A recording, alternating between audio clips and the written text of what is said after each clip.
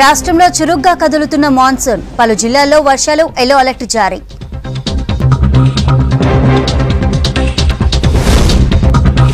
కొనసాగుతున్న ఎమ్మెల్సీ ఓట్ల లెక్కింపు 3 రౌండ్ల తర్వాత తీన్మార్ మల్లన్న ముందడుగు.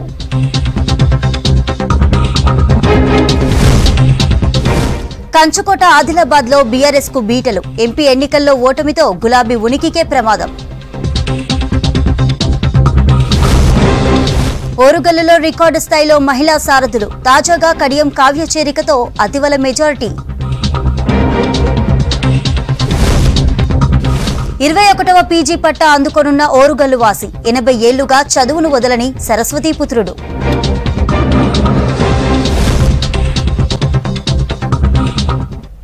మెగాస్టార్ చిరంజీవిని కలిశారు జనసేనాని పవన్ కళ్యాణ్. ఢిల్లీ ఎన్డీఏ కూటమి భేటీ తర్వాత నేరుగా చిరంజీవి ఇంటికి వెళ్లారు.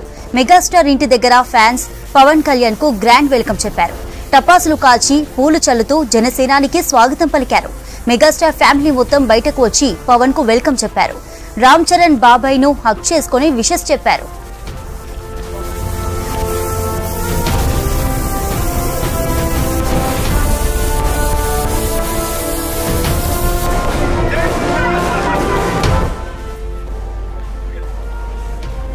పార్టీకోలో మెగాస్టార్ చిరంజీవికి పాదాభివందనం చేశారు తమ్ముడు పవన్ కళ్యాణ్. గుమ్మడికాయతో దిష్టి తీసి ఇంట్లోకి తీసుకువెళ్లారు తల్లి అంజనాదేవి.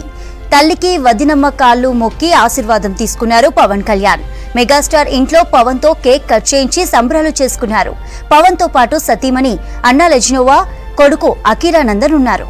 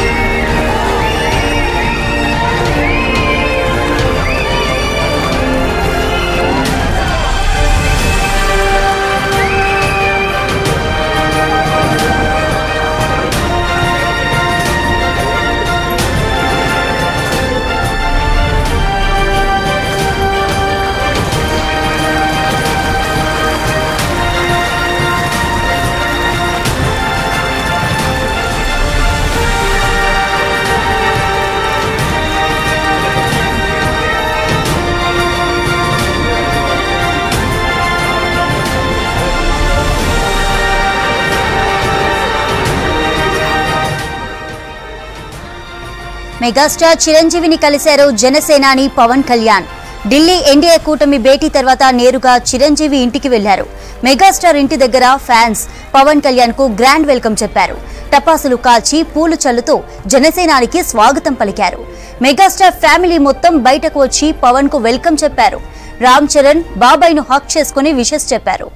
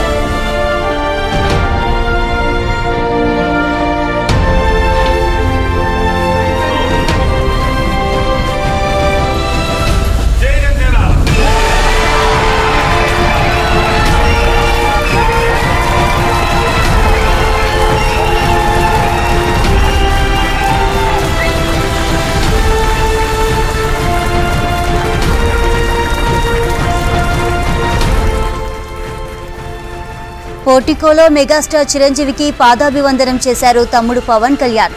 గుమ్మడికాయతో దిష్టి తీసి ఇంట్లోకి తీసుకువెళ్లారు తల్లి అంజనాదేవి. తల్లికి వదినమ్మ కాళ్ళు కూడా మొక్కి ఆశీర్వాదం తీసుకున్నారు పవన్ కళ్యాణ్. మెగాస్టార్ ఇంట్లో పవన్ తో కేక్ కట్ చేయించి సంబరాలు చేసుకున్నారు. పవన్ తో పాటు సతీమణి అన్నా లెజినోవా, కొడుకు అఖీరానందన్ కూడా ఉన్నారు.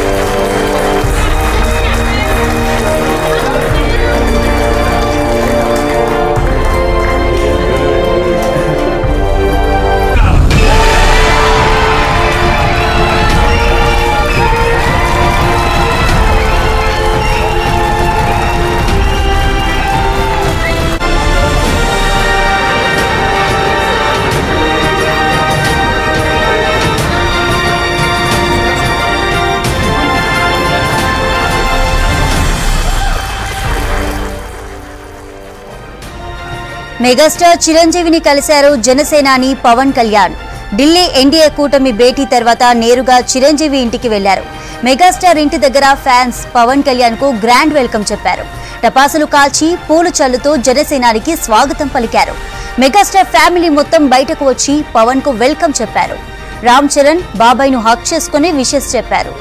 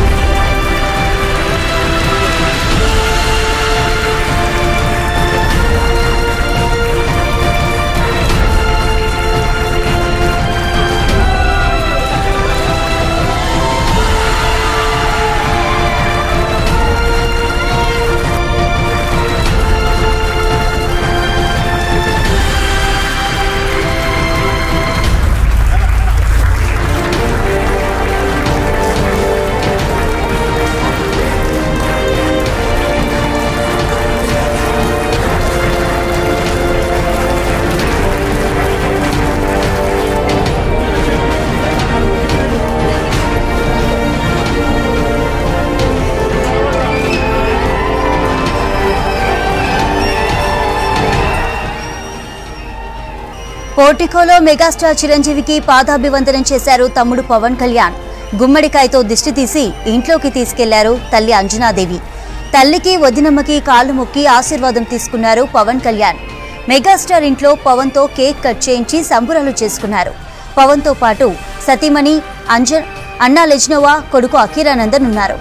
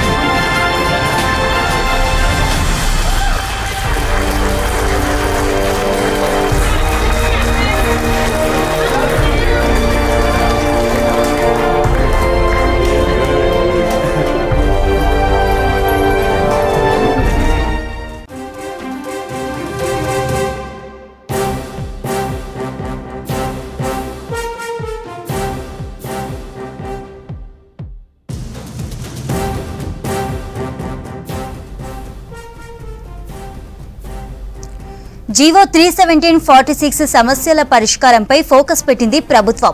ఉద్యోగుల నుంచి ఫిర్యాదులు స్వీకరించడానికి కొత్తగా వెబ్ పోర్టల్ను ఏర్పాటు చేసింది. సీఎంగా బాధ్యతలు చేపట్టిన తర్వాత జీవో 317/46 బాధితులకు న్యాయం చేస్తామని హామీ ఇచ్చారు రేవంత్ రెడ్డి. ఇందులో భాగంగా మార్చి 14న మంత్రులు దామోదర రాజనరసింహ, శ్రీధర్ బాబు, పొన్నం ప్రభాకర్ నేతృత్వంలో కేబినెట్ సబ్ కమిటీ ఏర్పాటు చేశారు. కేబినెట్ సూచనల మేరకు కొత్త వెబ్ పోర్టల్ ఏర్పాటు చేశారు అధికారులు.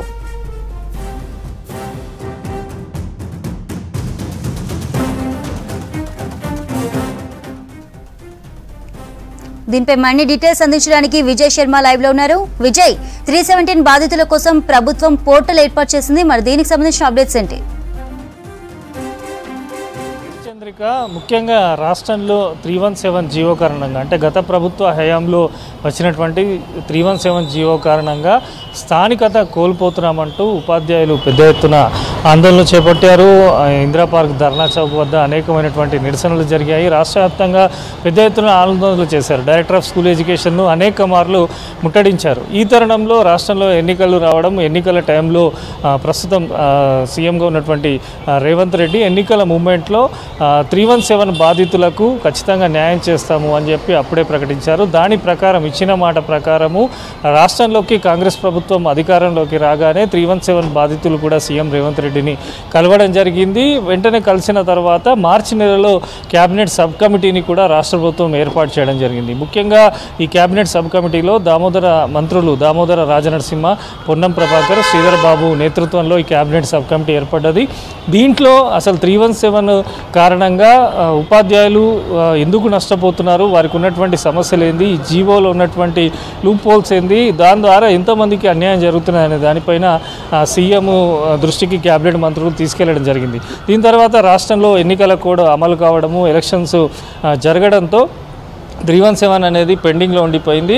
అయితే ఈరోజు రాష్ట్ర ప్రభుత్వం కీలక నిర్ణయం తీసుకుంది. 317 బాధితుల ఏదైతే వారి సమస్యలు ఉన్నాయో దానికోసం ప్రత్యేకమైనటువంటి వెబ్ పోర్టల్ను కూడా అందుబాటులోకి తీసుకొచ్చింది. దీంట్లో ఫిర్యాదులకు సంబంధించి అసలు ఎక్కడెక్కడ ఎక్కువ సమస్యలు ఉన్నాయి, గ్రేటర్ హైదరాబాద్ పరిధిలో ఉన్నాయా, లేకపోతే జిల్లాల వ్యాప్తంగా కూడా అన్ని చోట్ల సమస్యలు ఉన్నాయా, 317 వల్ల ఎంతమంది ఉద్యోగులు ఇబ్బంది పడుతున్నారు అనే దానిపైన ఫిర్యాదు చేసే విధంగా ఈ వెబ్ పోర్టల్ని అయితే డిజైన్ చేశారు. దీని తర్వాత 317 పైన ఒక స్పష్టత రాష్ట్ర ప్రభుత్వం తీసుకొని ఉన్నట్టు అర్థమవుతుంది. దీంతోపాటు జీవో నెంబర్ 46 మనం చూసాము. చాలా వరకు నిరుద్యోగులు పెద్ద ఎత్తున ఆందోళన చేశారు. ఎందుకంటే జీవో నెంబర్ 46 వలన ముఖ్యంగా గ్రేటర్ హైదరాబాద్ పరిధిలో ఉన్నటువంటి నిరుద్యోగులకు మాత్రమే న్యాయం జరుగుతున్నది. గ్రామీణ ప్రాంతాల్లో ఉన్నటువంటి నిరుద్యోగులు ఉద్యోగాలు చేసే పరిస్థితి లేదు హైదరాబాద్ వచ్చి అనే దానిపైన కొంత నిరుద్యోగులు పెద్ద ఎత్తున ఆందోళన కూడా చేసిన తరుణంలో జీవో నెంబర్ 46 పైన కూడా ఫిర్యాదులు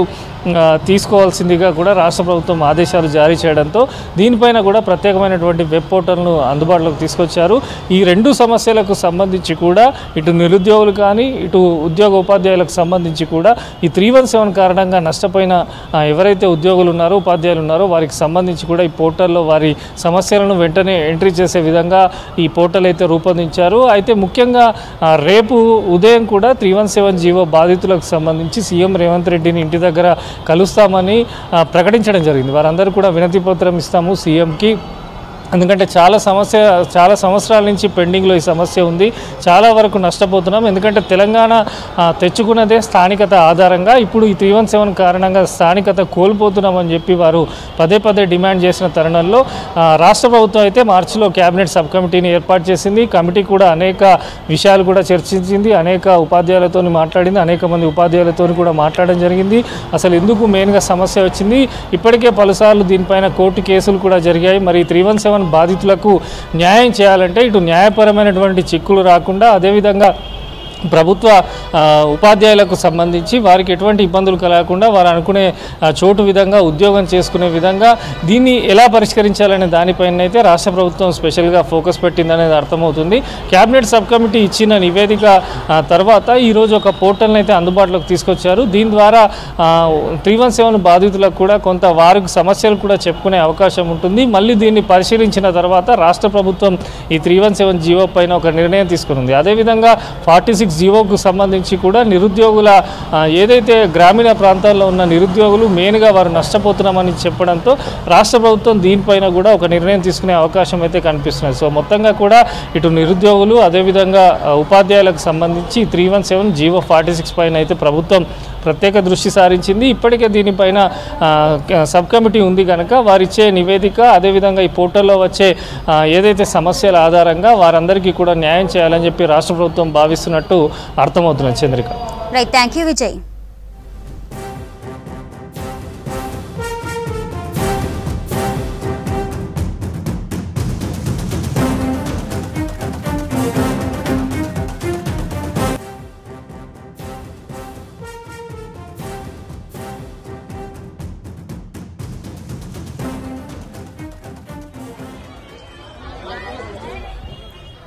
బ్రేకింగ్ న్యూస్ చూస్తున్నాం. నాంపల్లి పటేల్ నగర్ లో భారీ అగ్ని ప్రమాదం జరిగింది. ఓ ఫర్నిచర్ గోదాంలో మంటలు చెలరేగాయి. చుట్టూ ఉన్న ఇళ్లలోకి మంటలు వ్యాపించాయి. భయాందోళనతో స్థానికులు పరుగులు తీశారు. సంఘటనా స్థలానికి చేరుకున్న ఫైర్ ఇంజన్లు మంటలను అదుపు చేశాయి. ప్రమాదానికి గల కారణాలను పోలీసులు తెలుసుకుంటున్నారు. షార్ట్ సర్క్యూట్ తోనే ప్రమాదం జరిగినట్లు ప్రాథమిక అంచనాకొచ్చారు.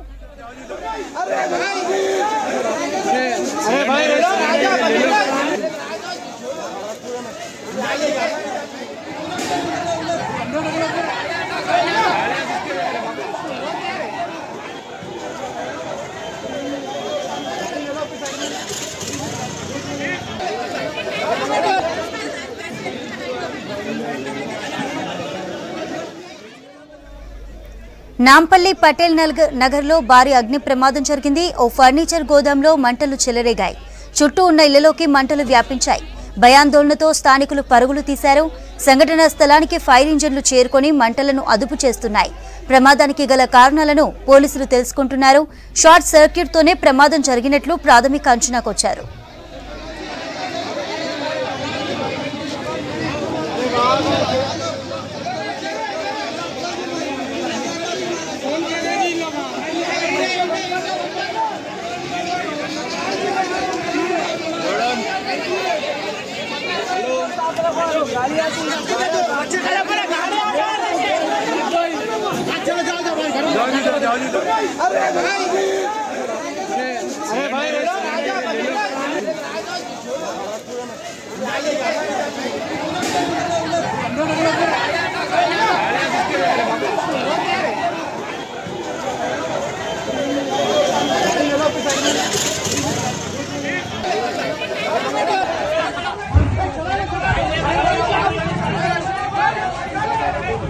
आ जाओ बड़े भाई, पीछे आ जाओ।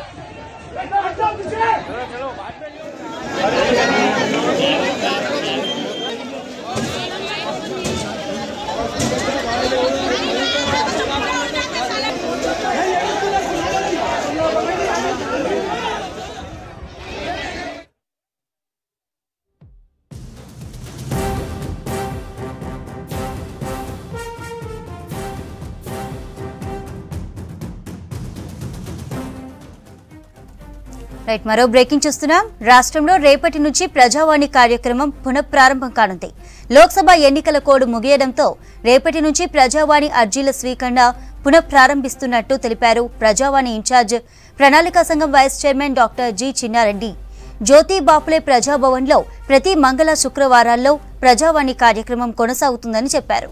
ప్రజలు తమ సమస్యలను అర్జీల ద్వారా ప్రజావాణిలో అందజేయాలని సూచించారు.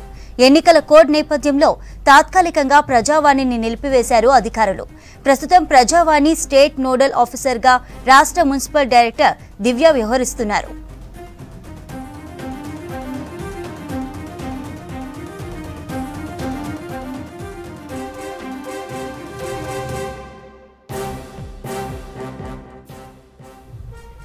రాష్ట్రంలో రేపటి నుంచి ప్రజావాణి కార్యక్రమం పునఃప్రారంభం కానుంది. లోక్సభ ఎన్నికల కోడ్ ముగియడంతో రేపటి నుంచి ప్రజావాణి అర్జీల స్వీకరణ పునఃప్రారంభిస్తున్నట్టు తెలిపారు ప్రజావాణి ఇన్ఛార్జ్ ప్రణాళికా సంఘం vice chairman doctor g Chinnareddy. Jyothi Bapule ప్రజాభవన్లో ప్రతి మంగళ శుక్రవారాల్లో ప్రజావాణి కార్యక్రమం కొనసాగుతుందని చెప్పారు. ప్రజలు తమ సమస్యలను అర్జీల ద్వారా ప్రజావాణిలో అందజేయాలని సూచించారు. ఎన్నికల కోడ్ నేపథ్యంలో తాత్కాలికంగా ప్రజావాణిని నిలిపివేశారు అధికారులు. ప్రస్తుతం ప్రజావాణి స్టేట్ నోడల్ ఆఫీసర్గా రాష్ట్ర మున్సిపల్ డైరెక్టర్ దివ్య వ్యవహరిస్తున్నారు.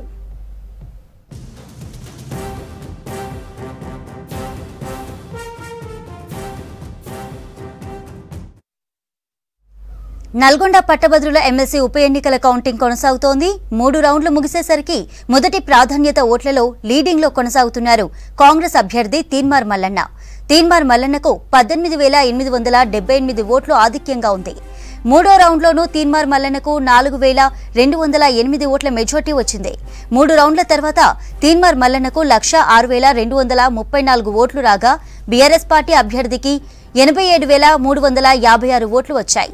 ఇక బీజేపీకి 34,516 ఓట్లు దక్కాయి.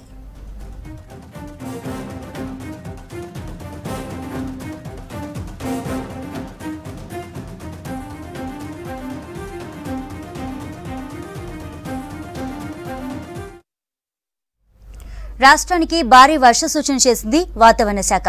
ఉపరితల ఆవర్తనం కారణంగా రాష్ట్ర వ్యాప్తంగా ఇవాళ భారీ వర్షాలు కురుస్తాయని ప్రకటించింది. దీనికి తోడు నైరుతి రుతుపవనాలు మెదక్, భద్రాద్రి కొత్తగూడెం మీదుగా వ్యాపించాయి. రుతుపవనాల ప్రభావంతో దక్షిణ తెలంగాణ జిల్లాల్లో అధిక వర్షపాతం నమోదయ్యే అవకాశం ఉంది. మరో 4 రోజుల పాటు రాష్ట్రానికి వర్ష సూచన ఉందంటున్నారు వెదర్ ఆఫీసర్ శ్రావణి. ఈరోజు చూసుకున్నట్లయితే మనకి రాష్ట్రం మొత్తం మీదుగా చాలా చోట్ల వర్షపాతం నమోదయ్యే అవకాశం ఉంది. ముఖ్యంగా లైట్ టు మోడరేట్తో పాటు అక్కడక్కడ మోస్తరు వర్షపాతంతో పాటుగా భారీ వర్షపాత సూచనలు కూడా కనిపిస్తున్నాయి. ముఖ్యంగా మనకి వికారాబాద్, సంగారెడ్డి, రంగారెడ్డి, దక్షిణ తెలంగాణ జిల్లాలైన మహబూబ్ నగర్, జోగులాంబ గద్వాల్, వనపర్తి, నల్గొండ, సూర్యాపేట, భద్రాద్రి కొత్తగూడెం, ఖమ్మంతో పాటుగా మెదక్ జిల్లాల్లో కూడా అక్కడక్కడ భారీ వర్షపాత సూచనలు కనిపిస్తున్నాయి. అలాగే హైదరాబాద్ మరియు పరిసర ప్రాంతాల్లో చూసుకున్నట్లయితే ఉరుములు మెరుపులతో పాటుగా అక్కడక్కడ జల్లులు మనకి భారీ జల్లులు కురిసే అవకాశం అయితే కనిపిస్తుంది. ఉపరితల ఆవర్తనంతో పాటుగా మనకి ఇది ఉత్తర కోస్తాంధ్ర పరిసర ప్రాంతాల్లోని కొనసాగుతూనే బే ఆఫ్ బెంగాల్లో ఉంటూనే ఉంది. దీంతో పాటుగా మనకి ఋతుపవనాలు కొద్ది చురుకుగా కదులుతూ ఉన్నాయి. ఋతుపవనాల్లో చూసుకున్నట్లయితే ప్రస్తుతానికి నిన్నటి వరకు మనకి నారాయణపేట వరకు విస్తరించిన ఋతుపవనాలు, నారాయణపేట, నల్గొండ వరకు విస్తరించిన ఋతుపవనాలు ఈ రోజు కొద్దిగా మనకి ఉత్తర దిశలుగా కుదిలి దాదాపుగా మెదక్, సంగారెడ్డి, దీంతో పాటుగా సిద్దిపేట పరిసర ప్రాంతం నుంచి భద్రాద్రి కొత్తగూడెం వరకు కూడా మనకి విస్తరించాయని చెప్పొచ్చు. రేపు మరింతగా అంటే ముందుగా మనకి ఉత్తరాది జిల్లాల్లో కూడా వర్షపాతం నమోదవుతూ నిజామాబాద్ వరకు కూడా వచ్చే అవకాశం అయితే కనిపిస్తుంది. వచ్చే 3 రోజులు కూడా ఇదే విధంగా కురిసే అవకాశం అయితే కనిపిస్తుంది. ఈ వర్షపాతం కూడా పూర్తిగా ఉరుములు మెరుపులతో కూడిన వర్షపాతం ఉండే అవకాశం అయితే కనిపిస్తుంది. ఈ ఉరుములు మెరుపుల ప్రభావం అనేది దాదాపుగా ఈ వారం నుంచి ఇంకొక వారం వరకు ఉండే అవకాశం ఉంది. తర్వాత మెరుపుల ప్రభావం ఎక్కువగా ఉంటుంది అనమాట. అంటే కన్వెక్టివ్ క్లౌడ్స్ అనేవి కొద్దిగా తగ్గి మనకి scattered clouds and stratus clouds ఎక్కువగా ఉంటాయి. ఆ సమయంలో ఎక్కువగా క్లౌడ్ టు క్లౌడ్ లైట్నింగ్ ఎక్కువ ఉంటుంది కాబట్టి మనకి మాన్సూన్లోని ఈవినింగ్ రెయిన్ ఎక్కువ ఉంటూ ఈ లైట్నింగ్ అనే ప్రభావం అనేది ఎక్కువగా ఉంటుంది అనమాట. ప్రస్తుతానికైతే ఎల్లో కలర్ అలర్ట్ అయితే జారీ చేయడం జరుగుతుంది. ముఖ్యంగా కొన్ని జిల్లాలకి భారీ వర్షపాత సూచన ఉన్నందున అదేవిధంగా ఉరుములు మెరుపులతో కూడిన వర్షపాతం, ఈదురుగాలులు గంటకి 30 నుంచి 40 కిలోమీటర్ల వేగం ఇచ్చే అవకాశం ఉన్నందున ఈ రోజు మనకి కొన్ని డిస్ట్రిక్ట్స్ లోని ఎల్లో అలర్ట్, దాంతో పాటుగా ఈ ఉరుములు మెరుపులతో అలర్ట్ కూడా ఇవ్వడం జరిగింది. గులాబీ కంచుకోట ఉమ్మడి ఆదిలాబాద్ జిల్లాలో ఆ పార్టీకి బీటలు వారాయి. మొన్నటి అసెంబ్లీ ఎన్నికల్లో 2 స్థానాలతో చతికిలపడిన బీఆర్ఎస్ పార్టీ ఈ లోక్సభ ఎన్నికల్లో ఉనికి కోల్పోయింది. కాంగ్రెస్ పార్టీ గణనీయంగా ఓట్ల సంఖ్యను పెంచుకుంది. ఎంపీ రిజల్ట్స్ పై బీఆర్ఎస్ లో అంతర్మదనం మొదలు కాగా కాంగ్రెస్ పార్టీ పుంజుకుంది. ఆదిలాబాద్ లో గులాబీ పార్టీకి గడ్డు రోజులు వచ్చాయనే టాక్ నడుస్తోంది.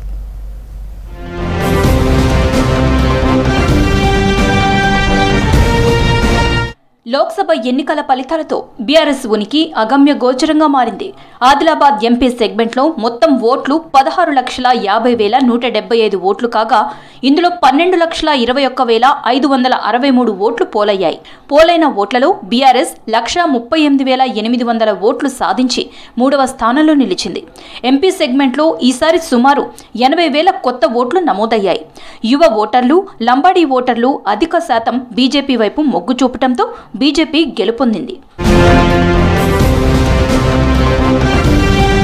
ఉమ్మడి ఆదిలాబాద్ జిల్లాలో 2014-2018లో జరిగిన ఎన్నికల్లో టీఆర్ఎస్ పార్టీ తిరుగులేని ఆధిపత్యాన్ని సాధించింది. మొత్తం 10 అసెంబ్లీ స్థానాల్లో పట్టు సాధించింది. ఆదిలాబాద్, బౌద్ధ్, ఖానాపూర్, ఆసిఫాబాద్, సిర్పూర్ టీ, నిర్మల్, ముధోల్, బెల్లంపల్లి, మంచిర్యాల, చెన్నూరు అసెంబ్లీ నియోజకవర్గాలున్నాయి. 2014లో జరిగిన అసెంబ్లీ ఎన్నికల్లో ముధోల్ మినహా 9 అసెంబ్లీ స్థానాల్లో టీఆర్ఎస్ గెలుపొందింది. అనంతరం జరిగిన పరిణామాల్లో ముధోల్ కాంగ్రెస్ ఎమ్మెల్యే విఠల్ రెడ్డి టీఆర్ఎస్లో చేరడంతో 10 అసెంబ్లీ స్థానాలు కైవసం చేసుకుంది. 2018లో జరిగిన ఎన్నికల్లో ఆసిఫాబాద్ అసెంబ్లీ మినహా 9 అసెంబ్లీ స్థానాల్లో టీఆర్ఎస్ విజయం సాధించింది. తర్వాత ఆసిఫాబాద్ ఎమ్మెల్యే ఆత్రం సక్కు టీఆర్ఎస్లో చేరారు. బీఆర్ఎస్ ఖాతాలో 10 స్థానాలు చేరాయి. దీంతో ఆదిలాబాద్ జిల్లా గులాబీ కంచుకోటగా మారింది. 2023లో జరిగిన అసెంబ్లీ ఎన్నికల్లో ఉమ్మడి ఆదిలాబాద్ జిల్లాలో కాంగ్రెస్ పార్టీ 4 అసెంబ్లీ స్థానాలను కైవసం చేసుకుంది. చెన్నూరు అసెంబ్లీ నుంచి గడ్డం వివేక్ వెంకటస్వామి, బెల్లంపల్లి నుంచి గడ్డం వినోద్ కుమార్, మంచిర్యాల నుంచి ప్రేమ్ సాగర్ రావులు భారీ మెజారిటీతో గెలుపొందారు. ఖానాపూర్ నుంచి వెడ్మా బొజ్జు పటేల్ గెలిచారు. ఆదిలాబాద్, నిర్మల్, ముథోల్, సిర్పూర్ టీ స్థానాలను బీజేపీ కైవసం చేసుకుంది. ఆసిఫాబాద్, బోధ్ అసెంబ్లీ స్థానాలు బీఆర్ఎస్ గెలుచుకుంది. ఆదిలాబాద్ జిల్లా ప్రెసిడెంట్ జోగురామన్న ఆదిలాబాద్ నుంచి పరాజయం పాలుకాగా, నిర్మల్ జిల్లా ప్రెసిడెంట్ విఠల్ రెడ్డి ముథోల్ నుంచి, కొమరంభీం ఆసిఫాబాద్ జిల్లా ప్రెసిడెంట్ కోనేరు కోనప్ప సిర్పూర్ నుంచి ఓడిపోయారు. లోక్సభ ఎన్నికలకు ముందు మాజీ మంత్రి ఐకే రెడ్డి, మాజీ ఎమ్మెల్యే విఠల్ రెడ్డి, కోనప్పలు సొంత గూటికి చేరారు. లోక్సభ ఫలితాలతో బీఆర్ఎస్ పార్టీ పూర్తిగా బలహీనపడిందని స్పష్టమవుతోంది. 10 ఏళ్లుగా దేశంలో నీతివంతమైన పాలనతోనే బీజేపీ రెండవసారి గెలిచిందన్నారు ఎంపీ నగేష్. అభివృద్ధిని కోరుతున్న ప్రజలు నిజాయితీ పరులను గెలిపించారన్నారు. అవినీతి పార్టీ నాయకులను ఓడించారన్నారు. ఒక అభ్యర్థిగా నేను వారందరినీ నేరుగా కలవకున్నా భారతీయ జనతా పార్టీపై నమ్మకంతో, విశ్వాసంతో కార్యకర్తలు అదే మాదిరిగా నాయకత్వం అంతా కూడా ఈరోజు నా విజయం కోసం పాటుపడేటువంటి వారందరికీ కూడా పేరు పేరున నేను ధన్యవాదాలు అర్పిస్తూ, ప్రజాపాలన అందిస్తున్న కాంగ్రెస్ పార్టీకి ఆదరణ పెరిగిందన్నారు కాంగ్రెస్ ఎంపీ అభ్యర్థి సుగుణ. నైతికంగా కాంగ్రెస్ పార్టీ గెలిచిందన్నారు. ఓడిపోయినా పార్టీ బలం పుంజుకుంటుందన్నారు కాంగ్రెస్ నేతలు. ఏమైనప్పటికీ రాష్ట్రంలో కాంగ్రెస్ పార్టీ ఉంది. గెలుపు ఓటములు అనేటువంటివి సహజం. పెద్ద అంటే ఇది నా గెలిపే అనుకుంటున్నాను నేను. ఎందుకంటే నేను కొత్త వ్యక్తిని కాంగ్రెస్ పార్టీలో అయినప్పటికీ కూడా నా కాంగ్రెస్ పార్టీ నాయకులు, ఇన్ఛార్జీలు, డీసీసీలు, కార్యకర్తలు అందరూ కూడా చాలా కష్టపడి పనిచేసినందుకే నేను మరి గట్టి పోటీ ఇవ్వడం అనేది కూడా జరిగింది. అయినప్పటికీ కూడా రాష్ట్రంలో మా ప్రభుత్వం ఉంది. ఎంపీ ఎన్నికల ఫలితాలలో బీఆర్ఎస్ ఉనికి ప్రశ్నార్థకంగా మారింది. అయోమయంలో పడ్డారు గులాబీ నేతలు, ఆ పార్టీ కార్యకర్తలు.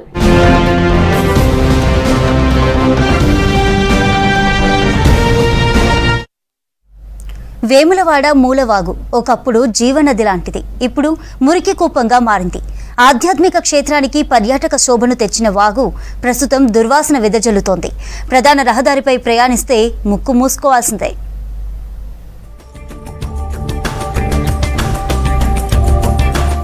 వేములవాడలో గతమెంతో ఘన చరిత్ర కలిగిన మూలవాగు ప్రస్తుతం మురికితో నిండి దుర్వాసన వెదజల్లుతోంది. ఈ వాగు నిజామాబాద్ జిల్లా సరిహద్దు అడవుల్లో పుట్టింది. వేములవాడ నియోజకవర్గంలో అధిక విస్తీర్ణంలో విస్తరించి ఉంది. కోనారావుపేట మండలం నిమ్మపల్లి వద్ద మూలవాగు జలాశయం నిండి వెంకట్రావుపేట వద్ద పెంటివాగుతో పెనవేసుకుని హన్మాజీపేట వద్ద నక్కవాగుతో కలిసి జీవనదిగా పారేది. ఒకప్పుడు ముత్యాల్లాంటి నీటి బుడగలతో ప్రవహించే నది పట్టణంలోని మురికి నీటితో కలుషితమైపోయింది.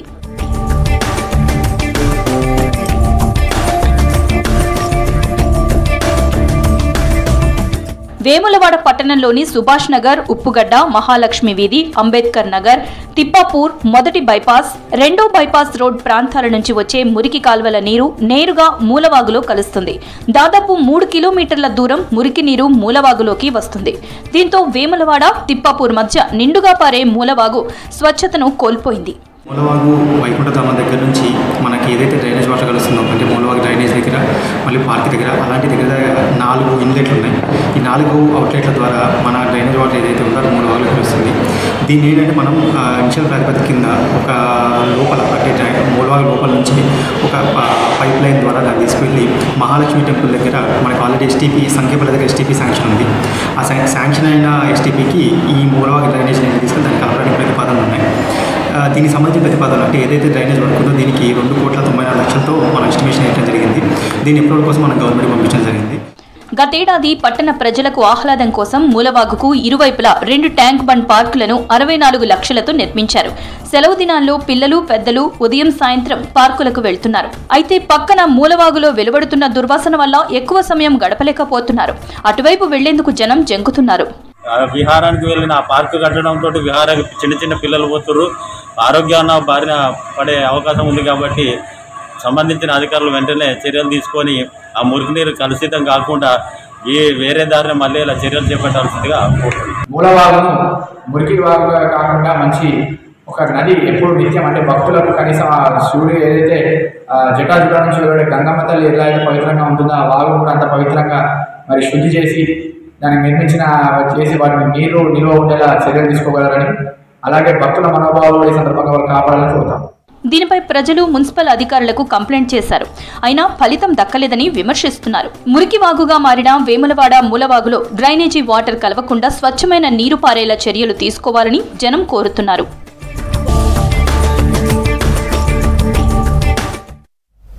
ఇద్దరు మాజీలే. ఒకరు అసెంబ్లీ ఎన్నికల్లో టికెట్ ఆశించి భంగపడగా మరొకరు పార్టీ టికెట్ ఇచ్చినా ఓటమి పాలయ్యారు. ఎలాగైనా ఎంపీగా పోటీ చేసి గెలవాలనుకున్న ఆ ఇద్దరు పక్క పార్టీలోకి జంప్ అయ్యారు. అయినా ఫలితం దక్కలేదు. ఒకరు వరంగల్ నుంచి, మరొకరు మహబూబాబాద్ నుంచి బీజేపీ తరపున బరిలో నిలిచి పరాజయం పాలయ్యారు. మోడీ చరిష్మాతోనైనా గెలుద్దామనుకుంటే చివరకు ఓటమి చెంది గందరగోళంలో పడ్డారు.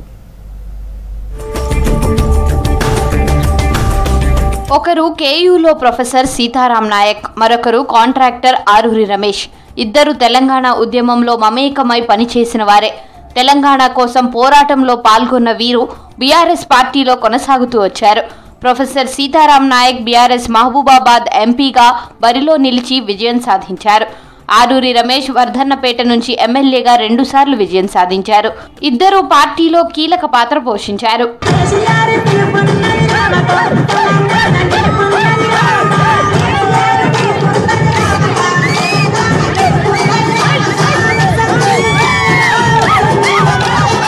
ఆరూరి రమేష్ అసెంబ్లీ ఎన్నికల్లో 3వ వర్ధన్నపేట నుంచి బరిలో నిలిచి ఓటమి పాలయ్యారు. మాజీ MP Sitaram Nayak MLA MP ticket ఇవ్వాలని అధిష్టానం వద్ద ప్రయత్నాలు చేసినా అవకాశం ఇవ్వకపోవడంతో నిరాశకు గురయ్యారు. ఇక ఆ పార్టీలో కొనసాగలేమని బీఆర్ఎస్ నుంచి బీజేపీలో చేరి బీజేపీ మహబూబాబాద్ ఎంపీగా పోటీ చేశారు. కేవలం 1,08,775 ఓట్లతో 3వ స్థానంలో నిలిచారు. 2014లో బీఆర్ఎస్ ఎంపీ అభ్యర్థిగా అజ్మీర సీతారాం నాయక్ 34,992 మెజార్టీతో గెలిచారు. ఆరూరి రమేష్ వరంగల్ ఎంపీగా బరిలో నిలిచి గెలుస్తామనే ధీమా వ్యక్తం చేశారు. ఆయన గురువులా భావించే కడియం శ్రీహరి కూతురు కడియం కావ్యపై పోటీకి దిగారు. ఆరూరి రమేష్ పై కడియం కావ్య 2,15,000 ఓట్ల మెజారిటీతో విజయం సాధించారు. ఆరూరి సీతారాం నాయక్లు ఇద్దరు 10 ఏళ్ల పాటు పార్టీలో కలిసి ఉంటూ పనిచేశారు. టికెట్ ఇస్తానన్నా పార్టీలో ఉండనని ఒకరు పార్టీ మారితే మరొకరు మాత్రం తనను పదవులు ఇవ్వకుండా అవమానించారంటూ బీజేపీలో చేరారు. అయినా విజయం సాధించలేకపోయారు. భద్రాద్రి కొత్తగూడెం జిల్లా పాల్వంచలో బడిబాట కార్యక్రమాన్ని ప్రారంభించారు జిల్లా కలెక్టర్ డాక్టర్ ప్రియాంక అలా. జిల్లా పరిషత్ బాలికోన్నత పాఠశాల ఉపాధ్యాయులు, విద్యార్థులు, అంగన్వాడీ టీచర్లు ఈ కార్యక్రమంలో పాల్గొన్నారు. ఈ నెల 19 వరకు రాష్ట్ర వ్యాప్తంగా బడిబాట కార్యక్రమం కొనసాగనుంది. ప్రభుత్వ స్కూళ్లలో విద్యార్థుల సంఖ్యను పెంచడమే లక్ష్యంగా బడిబాటను ప్రారంభించింది ప్రభుత్వం. ఇప్పటివరకు ఏదైతే చిల్డ్రన్ మనకి అంగన్వాడీస్లో ఉన్నారో వాళ్ళు కంపల్సరీగా అంటే 3 years 6 years దాటిన పిల్లలు ఎవరైతే ఉంటారో 3 to 6 years మనకి అంగన్వాడీలో వస్తారు. సో 5 to 6 years దాటిన పిల్లలు కంపల్సరీగా మన గవర్నమెంట్ స్కూల్లో ఎన్రోల్ అయ్యేటట్టు చూడాల్సిన బాధ్యత కూడా మనది. సో ప్రతి ఒక్క అంగన్వాడీ టీచర్ అండ్ ఆయా ఎవరైతే ఉన్నారో వాళ్ళు మీ దగ్గరకు వచ్చే పిల్లల పేరెంట్స్తో మీరు మాట్లాడి వాళ్ళని కన్విన్స్ చేసి మన దగ్గర ఉన్న ఫెసిలిటీస్ గురించి వాళ్ళకి అవేర్నెస్ క్రియేట్ చేసి వాళ్ళు కంపల్సరీగా వాళ్ళు డ్రాప్ అవుట్ కాకుండా ఇమీడియట్గా వాళ్ళు మన దగ్గరలో ఉన్న గవర్నమెంట్ స్కూల్లో ఎన్రోల్ అయ్యే విధంగా మీరు ఫెసిలిటేట్ చేయాలి అని ఈ ప్రోగ్రామ్ని 2 ఇంపార్టెంట్ డిపార్ట్మెంట్స్ని ఈరోజు ఇక్కడికి. భద్రాద్రి కొత్తగూడెం జిల్లా ఇల్లందులో సొంత అన్నపై పోలీసులకు ఫిర్యాదు చేసింది రాజేశ్వరి. తల్లి రాసిచ్చిన ఇంట్లో నుంచి అన్న వెళ్లగొట్టాడని ఆరోపించారు. తల్లి మరణం తర్వాత ప్రస్తుతం చెట్టు కింద జీవనం సాగిస్తున్నాడని తెలిపింది. తల్లిదండ్రుల ఆరోగ్యానికి లక్షల రూపాయలు ఖర్చు చేస్తే వారు ఇల్లు రాసిచ్చారని తెలిపారు. రాజేశ్వరి ఇంట్లో నుంచి వెళ్లగొట్టలేదన్నారు ఆమె అన్న కుటుంబ సభ్యులు. ఆమెకు ఒక్కదాన్నే నేను అమ్మాయిని. అన్న ఫుల్ తాగబోతు, అమ్మ ఆరోగ్యం బాగాలేదు, అన్న ఆరోగ్యం బాగలేదు, నాన్న ఆరోగ్య పక్షవాతం వచ్చి 9 సంవత్సరాలు బాగలేకపోతే చూపించిన. నాన్న చనిపోయి కూడా 20 సంవత్సరాలు అవుతుంది. అన్న చచ్చిపోయి 9 సంవత్సరాలు అవుతుంది. అమ్మ చచ్చిపోయి ఇప్పుడు 11 రోజులు అవుతుంది. ఈ 30 సంవత్సరాల కాలంలో గూల యాదగిరి భార్య సావిత్రి మైబాద్లో ఉండి 4 బిడ్డలు నాకు పుట్టిల్లు అని చెప్పేసి ఈ 30 సంవత్సరాలలో మా అమ్మాయి అందరు చనిపోయినాకు వచ్చి ఇది నాది అని చెప్పేసి నన్ను నిలదీసి నేను ఆ ఇంట్లో ఉంటే నేను కట్టుకుంటే నన్ను బయటికి గెంటేసిళ్ళు, నన్ను ఇష్టం వచ్చినట్టు మాటలు మాట్లాడిళ్ళు. నేను బయటికి రావడానికి కారణము వాళ్ళు. నా మానసిక వేదన ఉన్నది. నేను చెట్టు కింద వండుకుంటాను, చెట్టు కింద తింటాను, అరుగు మీద పడుకుంటాను. రాత్రి వర్షం వచ్చింది. వర్షం వచ్చినప్పుడు అన్న కనీసము మేము ఇవాళ మేము మైబాద్ నుండి మేము వచ్చి మేము ఇక్కడ స్వేచ్ఛగా ఫ్యాన్లు ఉన్నాయి, లైట్లు ఉన్నాయి, అన్నీ ఉన్నాయి, నేను పడుకున్నా. మరి అది చెట్టు కింద ఉన్నది. మా అత్త కదా, మరి మా నాన్న తోడ పుట్టింది, మాకు అన్ని చేస్తుంది కదా అని చెప్పి వచ్చి ఒక్కతన్ని కూడా వచ్చి కనీసం మా వాదిన కూడా వచ్చి నువ్వు రా, నువ్వు ఇక్కడ వానలో తడవకని కూడా లేదు. నైట్ 2:30 దాకా నేను వర్షంలో తడిచిన. నేను బట్టలన్నీ ఆరినాక నా కొడుకులు చీపురు గడ తీసుకొచ్చి అరిగంతా ఊడిసి బెడ్షీట్ వేసి నా కొడుకు పడుకోబెట్టిండు. నా పిల్లలు తెల్లని దాకా నాతో ఉన్నారు. ఇలాంటి పక్షంలో నన్ను ఇంతగానో శోభ పెట్టడం ఏంటి? నేను చేసిన పాపం ఇది. నా తల్లిదండ్రులను చూసుకోవడమే నేను చేసిన పాపమా? నేను ఎవరిని కోసం నేను ఆశలు అడుగుతలేను. నా భర్త ఆల్రెడీ కొనుక్కున్నాడు అంది, దానికోసం నేను మాట్లాడట్లేదు. నా తల్లి కర్మకాండల కోసం గొడవ చేయొద్దు. నా తల్లి కర్మకాండలు నేను చేసుకుంటాను. నేను కుండబట్టినా నేను చేసుకుంటాను. ఈ రోజు నేను రోడ్డు మీద ఉంటాను. అందరూ నన్ను అడుగుతాను, కనీసం రానని వచ్చి ఎవరు మాట్లాడాలి వాళ్ళ దగ్గర. ఇవి bulletin updates. Stay tune to V6 news.